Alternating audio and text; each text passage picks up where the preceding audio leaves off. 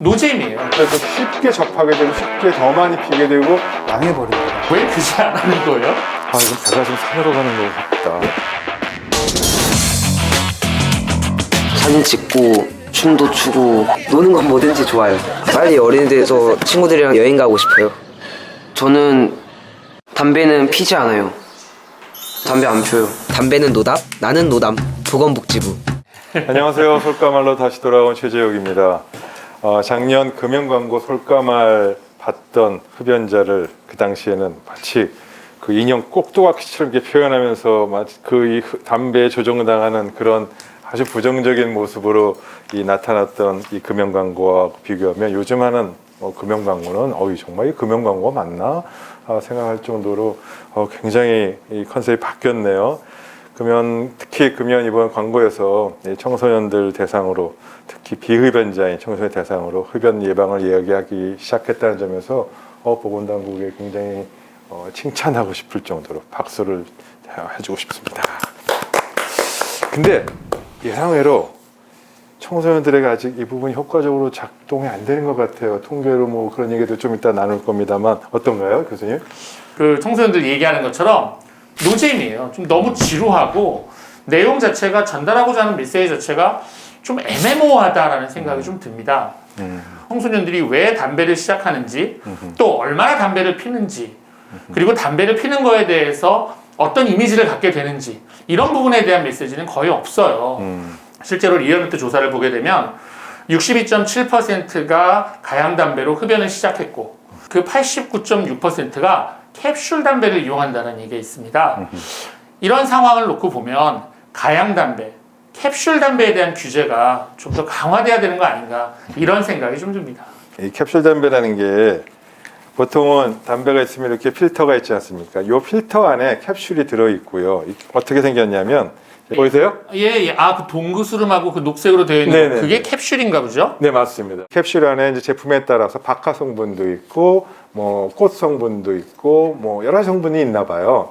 그래서 박하 성분 같은 경우는 박하 냄새 확 나겠죠. 그러면 담배 냄새는 좀 적게 나고, 이 향이 나면서 굉장히 순하게 느껴지는 그런 작용이 있기 때문에 이 캡슐 담배가 굉장히 청소년들한테 담배를 시작하는 데 있어서 유인 효과가 아주 작용을 잘하고 있다. 그 재미삼아 이거 시작하게 되고 그러다 보면 담배를 피게 되고 이런 문제점이 지금 드러나고 있어서 굉장히 큰 이슈가 되고 있습니다.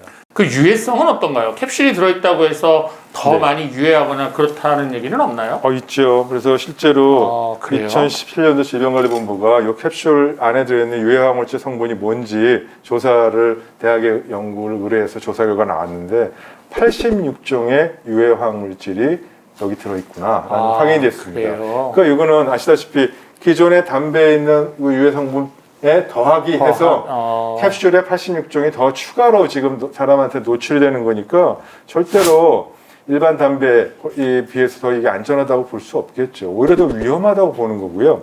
그러한 면에서 이러한 이 유해성도 있는데 동시에 더 나가서 캡슐 때문에 마치 착시 효과처럼 오히려 순하고 이게 뭐 더 문제가 없는 것 같아서 담배 더 쉽게 접하게 되고 쉽게 더 많이 피게 되고 더 깊게 폐에 빨아들이는 이런 부작용까지 이중으로 있게 됩니다.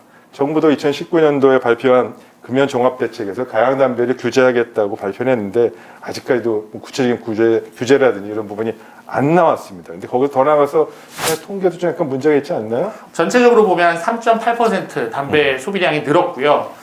그 중에서도 그냥 일반 담배, 우리가 소위 얘기하는 그 필터 담배, 그냥 일반 관련 담배라고 얘기를 하죠. 네. 그 관련 담배는 5.4%나 늘었어요.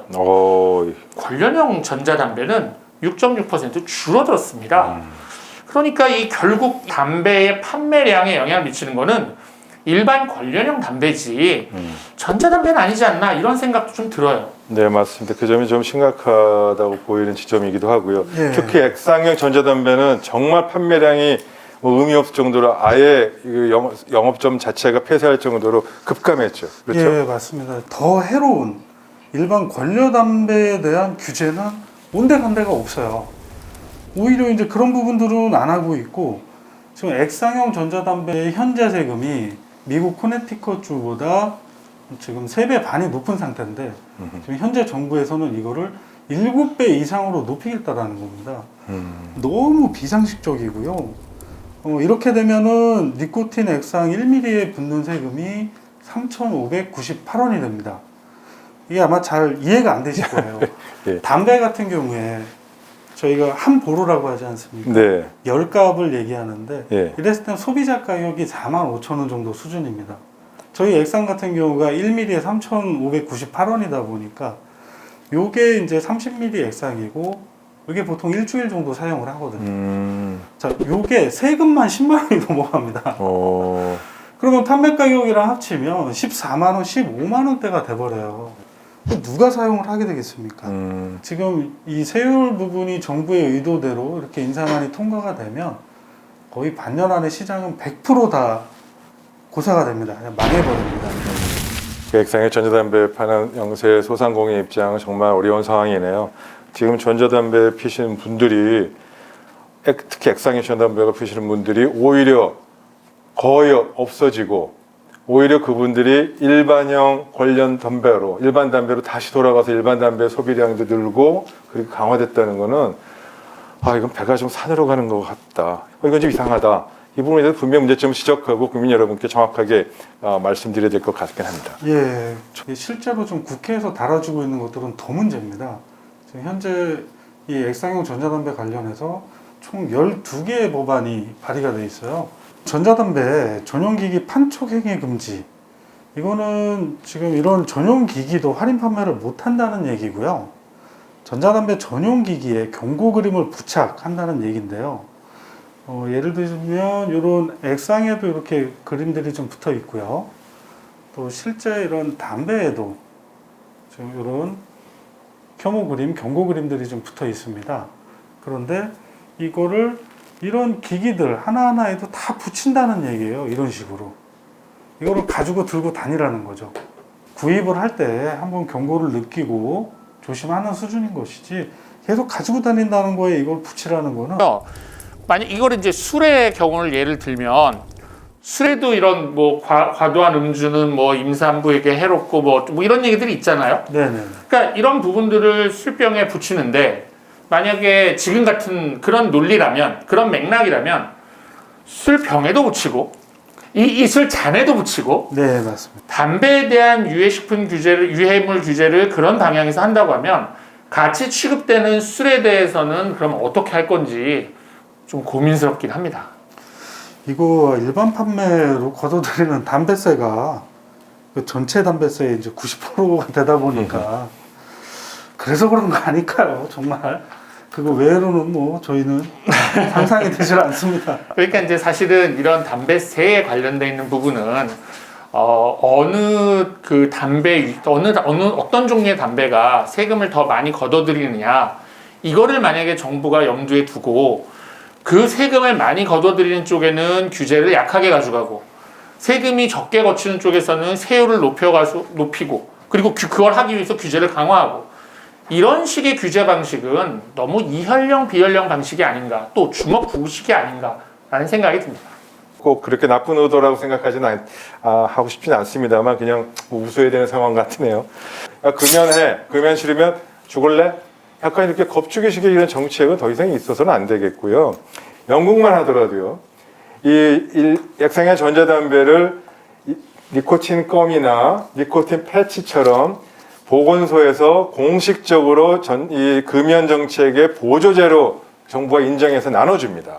그리고 그렇게 해서 실제 액상의 전자담배를 사용하게 했더니 이렇게 바꾼 사람의 50%에서 금연에 성공했고 이러한 부분들이 성공적으로 뭐 일시적인 것이 아니고 5년, 10년 계속 성과를 보이면서 지금은 아예 공식적으로 전자담배로 액상의 전자담배 바꾸면은 바꾼 사람을 스위치했다고 그래요. 영어로는. 스위치한 사람은 금연자로 공식적으로 통계 잡고 정부 통계도 이렇게 발표를 합니다. 이제 그 정도 신뢰성이 있거든요. 그래서 이러한 부분들을 좀 고민할 필요가 있고요. 이게 영국, 뉴질랜드 같은 나라뿐만 아니고 많은 나라들이 확산돼서 가는데 왜 우리나라만 아직도 이런 담배 유해성의 차이를 고려해서 실질적인 과학적인 정책을 하지 않고 그냥 세금 인상이라든지 규제의 그런 강화에만 너무 초점 맞추 혈안이 되어 있는지 참 의문이 됩니다. 지금 말씀하신 것처럼 담배 외에 대체제를 통해서 아프지 않도록, 아파도 덜 아프도록, 그리고 그 정도가 약하도록 할 수 있는 방안을 마련해야 되는데, 그게 이제 영국 같은 선진국에서는 주로 이제 대체제를 제한을 하는 거니까, 우리나라에서는 그 대체제까지는 못한다 하더라도 뭐가 가장 유해한지 그 유해한 수준에 따라서 규제의 강도를 좀 다르게 할 필요는 있지 않을까. 저는 이게 규제 효율성이라고 생각해요. 네, 맞습니다. 뭐 저도 전적으로 동감하고요.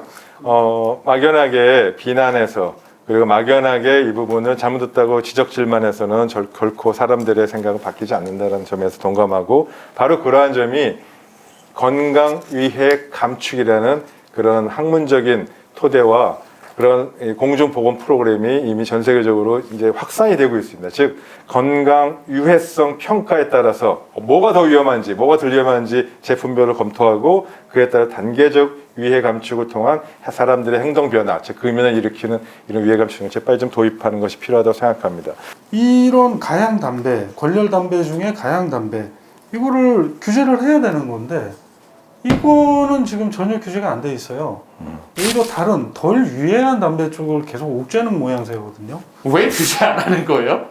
아니요, 규제 네, 저도 그게 너무 궁금합니다. 규제를 안 한다는 건 아니고요. 이제 규제를 할 거고, 그리고 지금 정부가 최근에 이런 캡슐 담배 유해성, 유해성 결과하고 그렇죠. 중독성에 대한 예. 연구 영역을 진행 중이고, 그 결과가 나오면 그걸 보고 규제한다고 합니다. 그래서 좀 기다려봐야 하는데 너무 늦었다라는 생각이 자꾸 들어서 걱정을 하는 거죠. 그죠?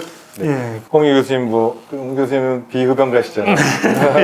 비흡연가 입장에서 냉정하게 한 말씀 해주시죠. 담배를 안 피는 사람은 계속 담배를 안 필 수 있는 메시지 정책이 필요한 거고, 담배를 이미 피고 있는 사람이 있다고 하면 담배를 피고 있는 사람이 담배를 줄이고, 또 담배로 인한 그 유해성, 위험성을 줄일 수 있는 방법을 개발해야 된다는 거예요, 정부는. 그렇게 할 수 있는 가장 효율적인 방법이 뭐냐? 담배의 유해 수준에 따라서 규제 강도를 다르게 가져가는 것.